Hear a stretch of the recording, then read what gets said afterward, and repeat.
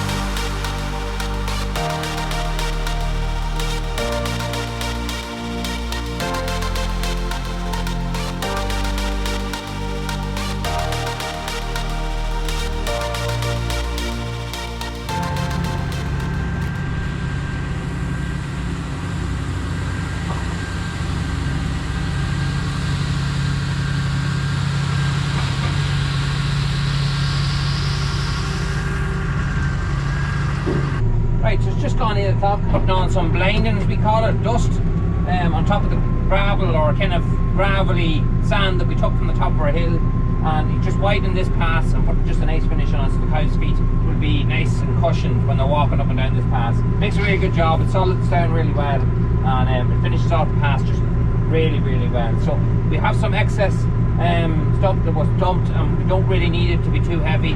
You want a nice coat on top of the stones, but you don't want the dust to be too heavy either, because if you come all holes, the water will cut tracks in it. So you just want that nice consistency. Let it sit maybe for a year or two, and then come along and you can put another coat on top of that if you like.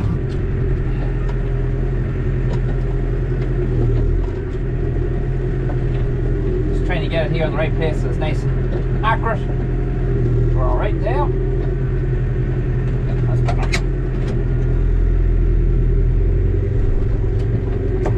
That's a bit bumpy because I'm drawing across, driving across what I'm dumping. In the winter time, these passes, cows bring a lot of clay and stuff down on their feet from the fields, and all these passes get real mucky. They're grand when they're dry, but when they get any kind of wet at all, they get sticky, and you end up then, I'd be driving the tractor up and down here, and then you go down the lane to the house and you end up drawing stuff sticking to your wheels and everything. So it's nice to get a nice finish on it every so often. The rain will come along then, it'll wash into it, it'll firm it all up, it'll leave it like a roadway, and a pleasure on the cow's feet and a pleasure for us to use. When Jerry was here, we got him to drive these posts as well. These are the treated cretosol posts that we've put in. Jerry just popped them down for me before he left, and I would never use the other posts again. I've seen them in places and I can't understand to still get them, but they do, and I would never use them, never let them around the farm again, because you'll be taking them out in a couple of years time. They're an absolute dose. So this is all we would ever use now. So we'll get this wire up, get these gaps put back into their places, and get that fixed up because the cows will be going in here tomorrow.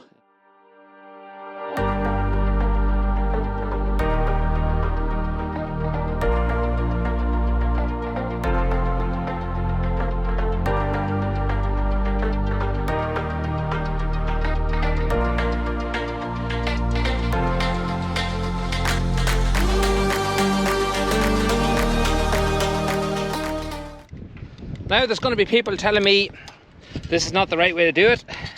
That may be well and good, but this is the way I've done it since I was a child. It has never let me down yet. You can do a knot. I know how to do the knot too. I just rather do it this way. It looks, I don't know, it looks a lot neater to me. Basically these are egg insulators. They look like an egg, and they insulate to stop the electric going from this wire on this side to the post. I like to keep the laps very tight to them.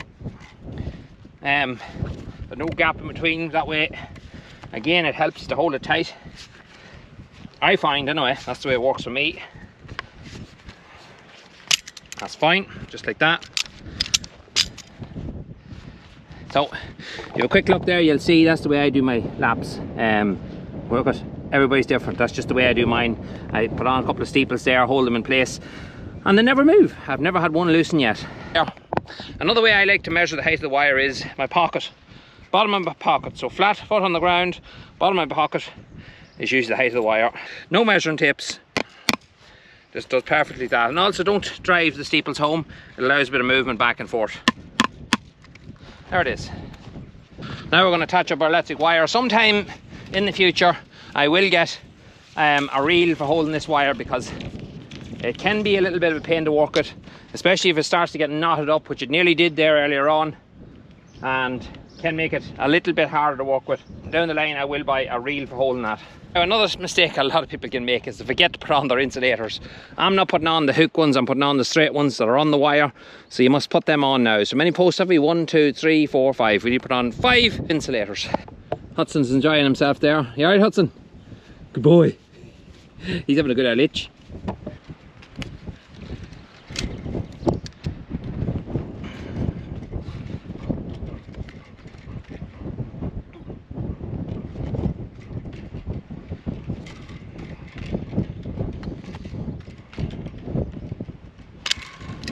Done.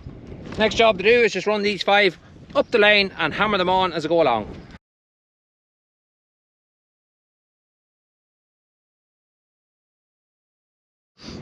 Now, if my voice sounds a bit muffled, it's because I have the medium mic on. It's fine this way, you're on a tripod, that's why you're a bit closer to me. But when you turn it this way, it's not as good. That's why I don't really use the medium mod on my GoPro Hero 9 that often. I'm not that overly impressed with it. Now you might say, why do we cut the tops of the posts? I don't like a post to be sticking away up in the air. Some others might say, well then why didn't you drive them down all the same height? Well, I didn't have a measuring tape with me, and I cut very, very little off the top of them. I don't like to leave any of the posts sticking too far up above the electric wire, because what happens is cows will put their head over it and itch the bottom of their jaw on it and loosen the posts. So I always like to keep it just about 2 inches above the wire. It's much neater looking as well. That wire I still have to tighten, but we're just looking at these posts. These are the Credisol posts. Now I want to just show you something really cool here now. A good example. There's the Credisol 7-foot kind of a strainer post, as they call it. There's the one that was in its place. You can see I'm at the pulling the barbed wire to that one. This one was completely rotten. There's a stay post there, completely rotten. Just absolute junk. These posts here now weren't treated posts. They were the ordinary, whatever you want to call them, posts you'd see in a lot of co-ops, but they won't have any of this Credisol finish on them. So a lot of you guys were talking about treated posts and different posts. I started using these Credisol treated posts last year. Anything I replace, that's all I ever use. But when I cut the tops of the posts, it gives you a good idea to see how actually well treated they are. And there's a huge variation in every post. I can't understand why there's such a variation in every post, but it's there. In the same bale, there's still a variation. So you can see there's one there, I never touched the top of it, but we'll go up to this one. This is a small one, so you can see what's that. Would it be in an inch? Half inch to an inch. You can see the ring there where the Credisol is soaked in. But if you go up to this one, this is the 7-foot, barely anything. You can see there, it's not dust, that's clean, barely anything, about 1/4 of an inch. You go up to the next one, barely anything. And very badly cracked as well. They're all fairly cracked and dry. They just don't look like they have much strength in them. You go up to this one here. This is a smaller post. Yeah, uneven, but it has penetrated in over an inch on this side and nothing on this side. So it depends what way it was sitting, I suppose, when it's been soaked. That's fairly good. I like that. Now that's about 1.5 inches the whole way around. That's good, like that. Not much here. Definitely not much on that one. About a ½ inch. And that one there, the last one, that's a 7 foot again. You see there's next to nothing. Now what I'll do with these is I'll saturate them, the top of them, with Creedisol, just to finish the tops of them off. But you see there, proofs in the pudding, very big variation. Some of them are well treated, some of the smaller ones, the 7 foots, not good at all, barely treated at all, just on the surface more than anything. But me personally would have liked to seen it into about there, treated the whole way in. So obviously they weren't dipped for long enough or whatever happened, that's just the way they are. But when you're paying a lot of extra money for these, they should be better treated than that. There's no question about it. I know a lot of you talk about plastic posts and different things. Yeah, I think there should be a grant on plastic posts. You think about the amount of recyclable stuff that you're putting in each year. Well, I hope you are. You should be. And we recycle all our black plastic and stuff like that. And we said a lot of recycling, even our domestic stuff, all gets recycled. We divide our stuff up as best we can and we recycle everything that we possibly can. So I think there should be some sort of a initiative to make you recycle more and give you something back, like maybe a grant towards these plastic posts. Like recycling is supposed to be the future, and also if you're not using so many wooden posts, you're not chopping down near as many trees. It's something to think about. I think there definitely should be something really brought in there to replace wooden posts with a plastic post of some sort of recycled post, and not be charged extortionate amount for it, because the reality is people's just not going to pay that amount of money. And I think personally there should be a grant or something put available to make it much more easier to go out and buy something that's recyclable and better for the environment all around. Anyway, next thing we're going to do is we're going to fit on these electric tape. Now, some guys use wire, some guys use the spring. The springs are dead on, they're a great job. I don't bother, I just use this electrical white tape, and every second, third year, I look at it and see if any way broken, or even the little wires inside of it have rusted in any way, especially here at the joints. I just change it, and it only takes a matter of minutes just to change it out for another one. I know a lot of you will shout and say, no, you should use that bull rope, whatever you want to call it. You could use that, there's nothing wrong with that, if it's carrying power. So if it's not just a gap and it's carrying power across a gap to continue on down somewhere else, yeah, I would use something else. Put your underground wire in for that, because you couldn't rely on it to carry power. It can short out and you'd miss it. So, but otherwise, if it's just for a gap, it's perfectly fine.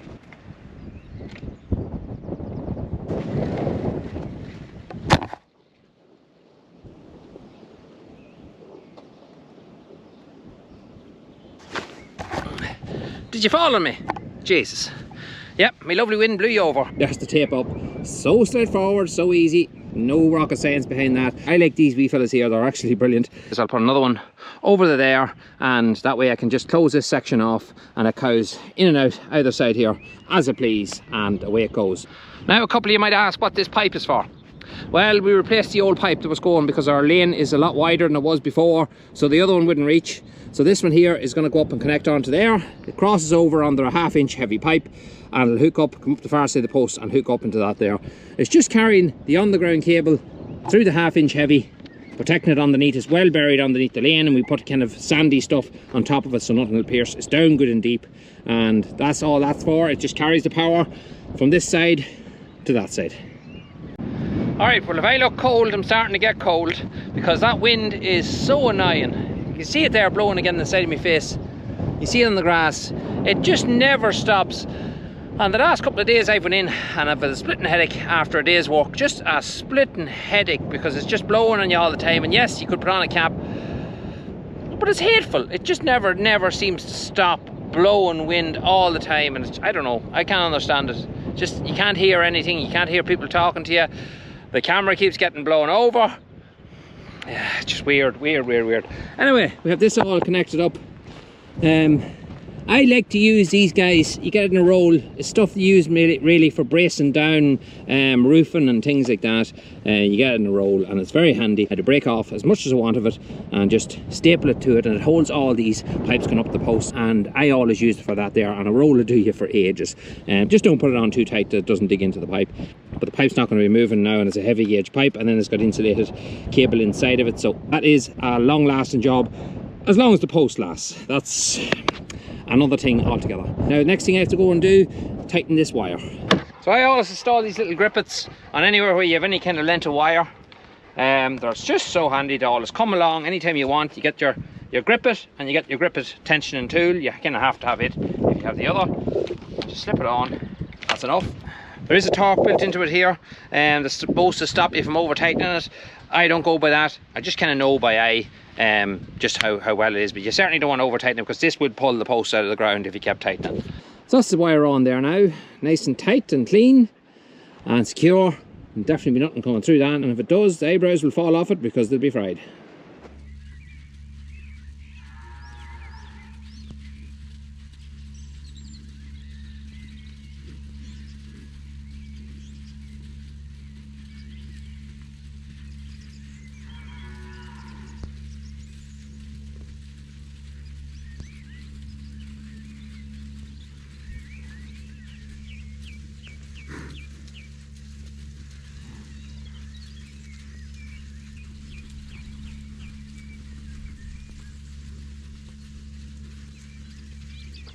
So I hope this GoPro is recording. I'm just after finishing milking. You're just after seeing the cows go out in the cold. Went out in front of them. It's really comfortable on their feet. Walking out an absolute treat. It's a great thing to put the dust on top of it, and the cows have no stones to walk on. The only thing is, the weather is rubbish at the moment. It's raining too much, far too much. Around the gaps and things are starting to get a little bit mucky, and they're bringing the muck, as you can see here, on their feet. It's kind of like you have that ice cream, you know, when you put that, was it hundreds and thousands, whatever you call it, when you dip it, the ice cream into that and it sticks to it. It's kind of the same effect. They bring some of that into the parlour. It's not that bad, but they do bring a bit of it in. It's just because the weather is pure rubbish. But I'm happy with it. It's turned out a brilliant job. I just hope that this GoPro is recording this, because I've lost so much footage this week. So much great footage of fencing and stuff and into the house, and it just hasn't recorded. I will say to any yous that are out there, a lot of you do ask me about my camera gear. This is a GoPro Hero 9 that I'm using in this video, and I bought it when it was released back, last October, in around that, and it was a great camera for the first 3 months. But in February the front screen stopped working. Doesn't work, hasn't worked since. Yeah, I should have sent it back. I just never got round to doing it, because I just kept on making the videos and hoping that it'll still keep working and I get round to it. And just now again, as I was recording that clip, it just cut out. I'm hoping it's recording again, but it's gone. The camera for some reason is just banjacks. I have to keep pulling the battery out of it to get it to turn off, and it's just freezing all the time. It's just finished, so it's going back. I'll be using a different camera in the next few vlogs. Makes it a little bit awkward because it is handy. Been nothing but torture since the day I bought it. First 3 months was okay. After that, everything's going wrong with it for the days. Anyway folks, I'm going to leave for the day. Thanks very much for watching as always. If you haven't subbed, now's the time to hit that button. Give us a like. You can follow us on Instagram, TikTok and on Facebook. And until the next one, talk to you again.